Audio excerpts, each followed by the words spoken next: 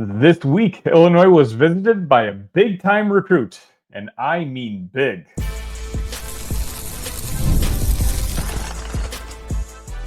You are Locked On Illini, your daily podcast on the Illinois Fighting Illini. Part of the Locked On Podcast Network, your team every day. Welcome all to another episode of Locked On Illini. Thank you all so much for making us your first listen each and every day. My name is Verma. You can find me on all your favorite social medias. Do a quick search for Locked On Illini. Whatever social media you choose to use, I'm on it. Send me a message. I'm already having daily conversations with plenty of the community, and I always do appreciate just the positive feedback that you guys do continue to give. I did want to say we did hit the 2,100 subscribers mark on YouTube. It's incredible to think that this channel is about 8 months old, and we're already the second biggest Illini-focused channel on all of YouTube. So I want to give you guys, my everydayers in particular, a shout out. I appreciate each and every one of you. Today's episode is brought to you by FanDuel. Right now, new FanDuel customers can get $150 in bonus bets if your first $5 bet wins. So the story of Tuesday's game was obviously Illinois defeating UCLA in a very hard-fought matchup, a game that looked like it could have been a blowout, and then it ended up being a lot closer with the final score. But then it was also commemorating the career of Kofi Cockburn and how he was, in my opinion, kind of the guy who established Illinois in its current form. Io, I've talked about, was kind of the signal to the turnaround of this program when the program wasn't exactly doing all that well. Getting the commitment of a guy like Io from Chicago really signaled that, hey, the program's turning around and it's on its way to glory again. But I think it was a commitment of Kofi which really established that, hey, yeah, you know what? Illinois is not turning around anymore. Illinois is a bona fide top-tier team in the Big Ten Conference. And they had a ceremony honoring his jersey on Tuesday, which went over very, very well. And, of course, you had Tommy Ivisic talk about how Kofi Cockburn is talked about as being a legend when it comes to his time in Champaign. And what caught my attention is there was another special guest there in Champaign for this particular ceremony, who I think this might have been very interesting for, and that is Luigi Suigo. And I promise I'm awful with names. My everydayers in here know I'm awful with names. So if I'm mispronouncing that, please let me know in the comment section. I'm apologizing in advance if I am. 7'3" is what I'm hearing. I think he's listed at 7'2". 7'3" is what someone who I texted back and forth with during his visit a couple days ago, it told me that he measured in at 7'3". That's right. Move over Purdue. Illinois is going to be the new landing spot for bigs. And I'm not even talking about bigs. I'm not talking about 6'9", 6'10" bigs. I'm talking about 7'3" bigs.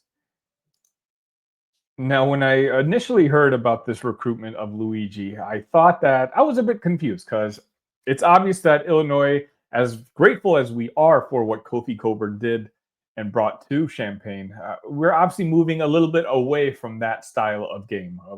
No longer is Illinois really a dump it down to your big and let him back it down and just try to score an easy 2-point basket.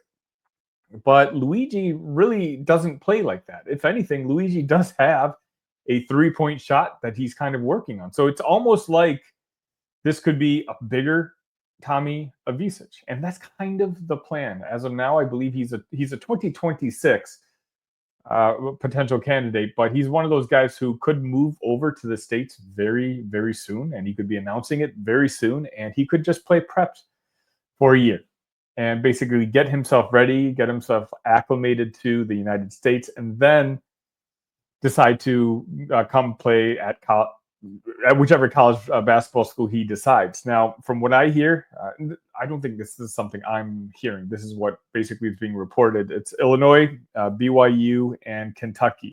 Now, again, these are names that you're going to hear together a lot because Illinois and BYU in particular are two schools that have recognized that, hey, going foreign could be a route that's just not being exploited as much as some of the other schools are doing it. And I've talked about this plenty of times here before, right? When Illinois got Kasper Shakuchonis, when Illinois got Tomislav Ivisic, and the list goes on and on. What Illinois is really doing is they're building a foundation for relationships with coaches out there in Europe. We know how important it is domestically for any new coach to come in. Just take a look at the football side, right?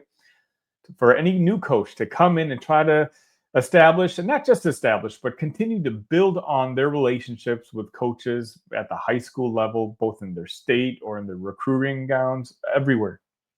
But Illinois is being very aggressive with establishing themselves as a brand to go to out in Europe. And this is thanks to Jeff Alexander. How important it is to have that European pipeline into Champaign, mainly because when you think about it, domestic kids, the kids who grew up here, what they hear about Blue Bloods, they think about North Carolina, they think about Kentucky, who I mentioned earlier, all these big names that, let's be honest, Illinois is not quite at the level when it comes to prestige or when it comes to NIL, just the whole package. Those type of players usually go to the bigger names. That doesn't apply to Europe. You know what? In Europe, you know what they're going to be asking? It's, hey, the agents out there be like, yeah, I just sent Kasperis over there. And guess what? Not only did he excel, not only did he become an all Big Ten team member, but he was an All-American potentially, and he was a top 10 pick in the NBA draft. Tomislav Ivisic, he went over there as a 21-year-old. He played there 2 seasons in Champaign, and he got drafted into the NBA, and so on and so on. Illinois is becoming a trusted name out in Europe, and that's actually why I'm feeling pretty good about this recruitment of Luigi, despite Kentucky, again, the brand name, and BYU. BYU, I'm just going to be honest with you, nobody's going to outspend when it comes to the basketball side. That program and the people in that area, I'll put it that way, are not going to lose out on anyone because of financial reasons. They've really, look, they're getting AJ, right, in next year's class, the number 1 player. Some people say he's a generational player. Why is he going to BYU? Because he's going to be paid handsomely at BYU. But despite him being offered by BYU, I do think Luigi is going to eventually, at least I'm feeling pretty good about his prospects of coming to Illinois. A little scouting report, Arman Jovic, he's a great, a European scout. If you're looking for a good Twitter account to follow, says this: 7'2". Again, I confirmed a couple days ago he's 7'3". 2026 Luigi Suigo is one of the more intriguing long-term bigs developing in Europe. He's had pretty solid summer spring and has gained a lot of attention from coaches in the States. He's got serious interest from Illinois, Kentucky, BYU. Top 50 talent. While he can be pretty soft, he does have a natural feel that most bigs don't have while being a giant on the court. Now, I know a lot of you guys are going to ask, what do you mean pretty soft? I think when it comes to being pretty soft, it's how some people might describe Tomislav Ivisic as pretty soft. I just think that's kind of a label that comes with the European players. And not that it's necessarily unfair. It's just the style of basketball over there. It's a lot different than compared to here. We see it. Take a look at the way Morez Johnson Jr. plays basketball and take a look at the way Tomislav Ivisic plays basketball. Tommy's a bigger guy, right? Tommy's got a couple inches and 30 pounds on Morez Johnson, but it doesn't really matter. Morez loves to bang around with the other bigs in the Big Ten Conference, whereas Tomislav, I don't think really, not that he shies away from the contact, but I think he's more of a finesse player. And so that's why when Arman says he can be pretty soft, talking about Luigi, it doesn't really concern me all that much because Illinois is kind of showing that they're okay with that they can build with bigs like Tomislav. And again, this recruitment of Luigi could coincide perfectly with the Ivisic timeline. If you think about it, Illinois wants Tommy here at least 1 more year. So we fully expect that Tomislav is going to finish this season and then next year as well, by the way, which would be great for Illinois' chances for that national championship next year that I constantly bring up on the show. But once he decides to move on to play professionally somewhere, hopefully the NBA in 2 years, well, then Arman can slide right in and become essentially the next Ivisic. And, Ivisic was the next Kofi Cockburn. Again, it's one of those situations where I'm glad that Luigi was in attendance for that game against UCLA, just because he sees the story of the bigs when it comes to Illinois. Like, he's not going to be the first guy. We've developed these guys before. We can develop him, and Illinois will develop bigs after him. But it's not just about that. It's also, hey, when you come to Champaign, you're going to be revered. You're going to be appreciated. And by the time your time is done here, you're going to be made a legend. You're going to be honored.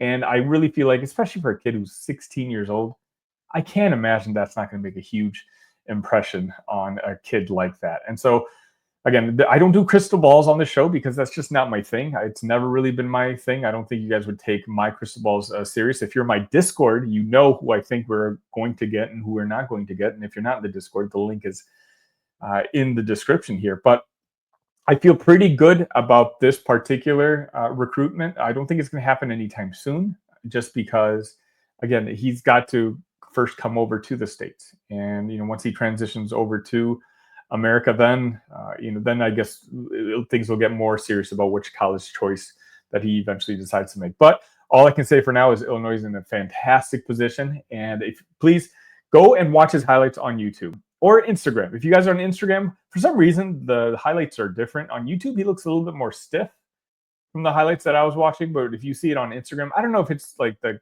type of content creator on each platform. Instagram's like a younger content creator type, so like they might have more of the flashy plays. But either way, I like what I see. I haven't obviously not seen him play in person or in a live game on streaming or anything like that. All I have to base this on is highlights and the fact that I know and I've confirmed over his visit in the last couple of days that Illinois is very much in his sights, and Illinois very much wants him as well. So how this recruitment ultimately ends up, we don't know, but we'll find out soon enough.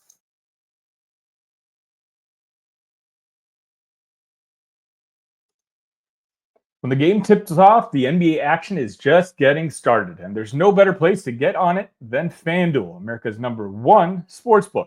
With FanDuel, you can place live bets throughout the game, so even if you miss the opening tip-off and want to bet on a fourth quarter comeback, you can stay in on the action. And if you're looking for a bigger payout, you can even combine your live bets into a same-game parlay. Right now, new FanDuel customers can get $150 in bonus bets if your first $5 bet wins. Just visit FanDuel.com to join today. That's FanDuel.com for your shot at $150 in bonus bets. Make every moment more with FanDuel, the official sports betting partner of the NBA.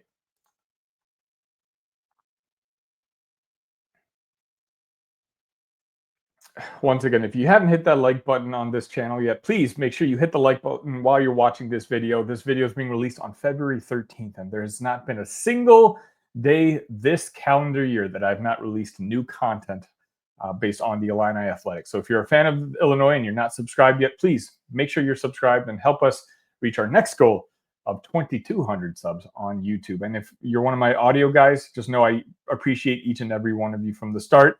Illinois has been one of the fastest growing teams network on this entire network, and we've surprised the network itself. And so I want to just say thank you to the guys who listen to us on your favorite podcast platform, whether that's Apple Podcasts or Spotify or Pocket Cast, whatever it might be. So this segment I wasn't exactly planning on doing, but after the game, I got a few of you to DM me asking about the status of Tre White. And I know some of the shows out there were referencing that, hey, how come Tre White isn't playing? Is there an issue in the locker room? Is he still sick? And for me, it was just, I think the answer sometimes is more simple than we let it be. And when I say that, is let's just listen to what the head coach said. When asked about it in the post game after the UCLA game, Brad Underwood said this: "It's just getting back into a flow. There's nothing to that. It's just getting back into the flow. We've been in a really busy stretch, so there hasn't been a ton of practice. He did practice Monday. I told him after the game, we're going to need you. We'll keep working at that. I thought Jake Davis was terrific. DGL was starting, and now all of a sudden gets sick. That thing zaps you. We'll slowly get those guys worked back in." Now, if I had heard something earlier on in the year about Tre White, despite being a productive player, he clashed a little bit with this coach or that coach or with a player here and there, maybe I'd have some sort of cause for concern when it comes to his absence. Now, he came in for a couple minutes against Minnesota, but anybody who watched him those couple minutes, like it was clear as day that he did not look good, that he looked weak. His face looked like he was still sick. And same thing goes for Dre Gibbs Longhorn. This sickness has ravaged that locker room. And, various different players have missed time because of it. And I'll be honest, like I know Dre Gibbs Longhorn did play a couple minutes against UCLA, but even then, it wasn't that much. Illinois, for the most part, played 6 guys against both Minnesota and UCLA. And for me, I just attribute it to the sickness. Now, Brad did say that, hey, he said it himself, right? He volunteered this information that, hey, we're going to need you on Saturday. So if Tre White all of a sudden doesn't play minutes on Saturday, again, my worry meter will maybe go up a notch or two. As of this recording, my worry meter is at 1.5 out of 10. If he doesn't play Saturday, okay, maybe 3.5, only because we're entering the toughest part of our schedule right now. Obviously, we need to respect Tre White and hope he gets healthy, because ultimately that's what's most important. But when a guy misses a week and a half and you have to kind of transition him back into the rotation, like then, you don't want things to get awkward. And the team right now looks like they're in a very promising flow and they've got some good momentum going. And, whose minutes does Tre White take? Does he take some of Will Riley's minutes, or does he take Ben Hummerkhouse's minutes? These are kind of questions that you don't really want to deal with too late in the season, especially now, because Illinois, again, just seems like they're really starting to figure things out on the offensive side of the basketball. But I'll tell you one thing, this team is a lot better with Tre White on the court. He's a tough wing defender who is always going after those rebounds. So one of the main reasons that Illinois continues to be one of the best rebounding teams in the entire country is because of Tre White and the way he attacks the boards. And I do think like he's just another asset that this team sorely does need. I love Jake Davis, and the people in my Discord, my PH club in the Discord, know how fond I am of Jake Davis. I call him a coach's son constantly because like if you're just watching a replay of the game, just watch Jake Davis. Everything he does essentially has a positive net value, and he just knows the right play to do at the right time. But I don't know if he's necessarily ready for a featured role, right? He's a guy who I'm okay limiting to 5 to 10 minutes a game this season. I think he can be a prominent player on next year's basketball team. But I do like the idea of having Will Riley and Tre White, basically sharing the minutes at the 3 and maybe even the 4, and sometimes the 2. When Brad Underwood wants to go with a really, really big lineup, you can do that. Now, Tre White doesn't really necessarily shoot the 3 all that well, but guess what? Illinois is no longer choosing to shoot the 3 as often as they used to. So, if anything, this new system that Illinois is kind of incorporating fits Tre White pretty ideally. Not that it matters, because Brad Underwood's talked about this. So he's like, I don't run plays for Tre. Tre is just a guy who gets his points in the flow of the game. And that's something Terrence Shannon Jr. did last year. Brad Underwood, made it clear last year. Same thing with Terrence. There were more plays run for the other players on the basketball team, including Marcus Damask. But Terrence just got his points because he was a very smart basketball player, and he can understand when it was his turn to, attack the rim, or when there was an opening for him to go get 2 or 3 points on any particular possession. So again, I just want to kind of address that. I'm not at all concerned about Tre White and his absence. I think Illinois' ceiling is higher with Tre White on the basketball court. If this team can run 8 deep, I think the top end talent can take it far in March. And when you have Kasparis playing the way he is, when you have Will Riley playing the way he is, and when you have Ivisic playing the way they are, if you have those 3 guys playing at a great to elite level, and then you have just solid role players around them like Kylan Boswell and Tre White, I think this team is just set up for success down the road. And, again, I'm not going to get ahead of myself. Obviously, at this point, the national media is actually circling back to Illinois fans. I actually saw a Field of 68 thumbnail saying Illinois to the Final Four is back on or something like that. Do I wish I saw that? No. I prefer that Illinois just kind of fly under the radar for at least another week or two so that they can kind of transition and figure things out themselves before the national limelight shines back on Champaign. But regardless, again, I don't think this is a very big deal. You let me know in the chat if you guys are worried about this, or how valuable do you think Tre White is? Do you think that bringing him on could disrupt the chemistry that this team has been building over the last couple of victories, which, let's be honest, he hasn't been a part of? Or do you understand that, no, he does provide some value to this basketball team, and it's not about winning games in mid-February, but it's about how to make your team the best in March. So let me know your thoughts right after this.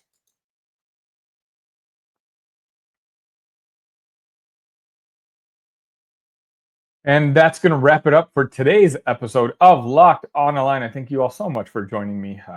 On Friday, we're going to have another return of a crossover episode between myself and Locked on Spartans host Matt Sheehan. The first one caused some comments, let's just say it that way. And obviously, we had the big, let's just say loud and controversial game between Illinois versus Michigan State earlier on in the season. And so, it's going to be interesting to have that conversation with him again and see what the Michigan State perspective is. They're coming off a loss against the Indiana Hoosiers, while Illinois looks like they might be on the verge of turning things around. So I'm looking forward to that conversation. Again, if there's any breaking news, make sure you're subscribed to this channel and just be notified. Hit that notification button so that you'll know immediately when I go live each and every time. Until next time, ILL. Love you guys.